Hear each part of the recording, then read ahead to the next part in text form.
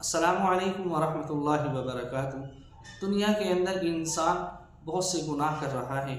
اور ہر وقت گناہوں کے اندر ڈوبا ہوا ہے۔ ہم رات دن نہ جانے کتنے گناہ کرتے ہیں۔ گناہ کرتے وقت احساس بھی نہیں ہوتا کہ ہم گناہ کر رہے ہیں، اس کا کوئی افسوس بھی ہمارے ذہن کے اندر نہیں ہوتا ہے، بلکہ اب تو عالم یہ ہو رہا ہے کہ انسان گناہ کو گناہ بھی نہیں سمجھ رہا ہے، اس گناہ کو گناہ سمجھے بغیر کر رہا ہے، اس کی برائی کو برائی سمجھے بغیر اس کو کر رہا ہے۔ اور انہی گناہوں کے اندر دو گناہ ایسے بھی ہیں جس کے کرنے کے بعد انسان کو عذاب قبر ہو سکتا ہے۔ اللہ کے نبی علیہ السلام کی حدیث ہے کہ حضور اقدس صلی اللہ علیہ وسلم کا گزر دو قبروں کے پاس سے ہوا۔ جیسے کہیں پر قبر تھی، دو قبریں، ان کے پاس سے اللہ کے نبی علیہ السلام گزرے تو حضور اقدس صلی اللہ علیہ وسلم کو معلوم پڑا کہ یہ جو دو قبریں ہیں، ان کے اندر جو لوگ مدفون ہیں، ان دونوں مردوں کو، دونوں لوگوں کو عذاب قبر ہو رہا ہے۔ حضور اقدس صلی اللہ علیہ وسلم نے ان میں سے پہلا انسان جس کو عذاب قبر ہو رہا ہے، اس کی جو وجہ بتلائی ہے وہ ہے کہ یہ دنیا کے اندر پیشاب کی چھینٹوں سے نہیں بچتا تھا، اس لیے اس کو عذاب قبر ہو رہا ہے۔ اگر ہم معاشرے کے اندر دیکھیں، غور کریں، تو نہ جانے ہمارے کتنے نوجوان بزرگ ایسے ہیں کہ جو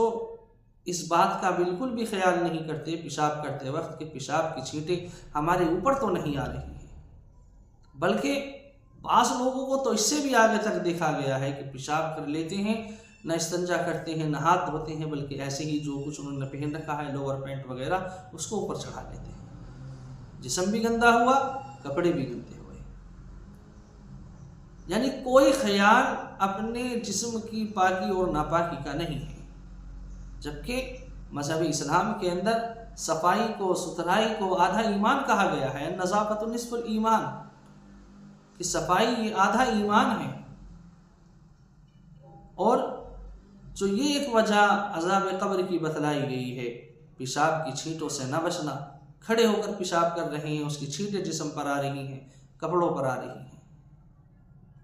بہرحال کسی بھی طریقے سے ان پیشاب کی چھینٹیں اگر ہمارے جسم پر آ رہی ہیں تو یہ ہمارا ایسا گناہ ہے جو ہمیں قبر کے اندر لے جانے کے بعد قبر کا عذاب کے اندر ملوث کر سکتا ہے، اس کی وجہ سے ہمیں عذاب قبر ہو سکتا ہے۔ اور دوسری قبر جس کے مردے کے اوپر عذاب ہو رہا ہے، حضور اقدس صلی اللہ علیہ وسلم نے جو اس کی وجہ بتلائی ہے وہ ہے کہ اس بندے کو، اس انسان کو عذاب قبر اس وجہ سے ہو رہا ہے کہ یہ چغلیاں کرتا تھا، غیبتیں کیا کرتا تھا، ایک کی بات دوسرے سے لگا دی، دوسرے کی بات تیسرے سے لگا دی، آپس میں اختلاف کرا دیے، لڑائی جھگڑے کرا دیے، ایک دوسرے کے دشمن بنا دیا لوگوں کو۔ جبکہ حضور اقدس صلی اللہ علیہ وسلم نے بیان کیا ہے، ایک حدیث کے اندر آتا ہے کہ چغلی کرنے والا، غیبت کرنے والا ایسا ہے جیسے کہ اس نے اپنے مرے ہوئے بھائی کا گوشت کھایا ہو۔ بھلا دنیا کے اندر ایسا کوئی انسان ہے کہ جو اپنے سگے بھائی کے مرنے کے بعد اس کے جسم کا گوشت کھائے؟ کوئی نہیں کھائے گا۔ ایسا کوئی انسان دنیا کے اندر نہیں ہے جو اس کام کو کر دے۔ لیکن غیبت کرنا، چغلی کرنا، حضور اقدس صلی اللہ علیہ وسلم نے بیان کیا کہ چغلی کرنے والا، غیبت کرنے والا ایسا ہی ہے جیسے وہ اپنے سگے بھائی کا، مرے ہوئے کا گوشت کھا رہا ہو۔ اور یہ چغلی، غیبت، یہ بھی انسان کو عذاب قبر کے اندر ڈال سکتا ہے۔ اگر ہم لوگ ان گناہوں سے نہیں بچ رہے ہیں،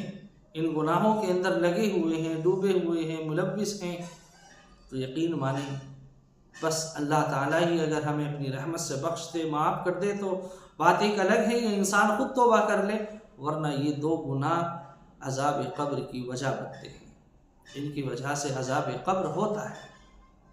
اگر آپ لوگوں میں سے کوئی ایسا ہے جو اس طرح کے گناہوں کے اندر لگا ہوا ہے، اس طرح کے گناہ کر رہے ہیں،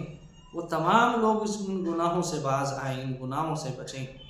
اپنے پریوار کے لوگوں کو، یار دوستوں کو، احباب کو، لوگوں کو سمجھائیں، بتلائیں کہ یہ کتنے سخت ترین گناہ ہیں، اللہ تبارک و تعالی مجھے بھی، آپ کو بھی، تمام امت مسلمہ کو اس طرح کے تمام گناہوں سے بچنے کی توفیق عطا فرمائے، نیک اعمال کی توفیق عطا فرمائے، آمین۔ السلام علیکم ورحمۃ اللہ وبرکاتہ۔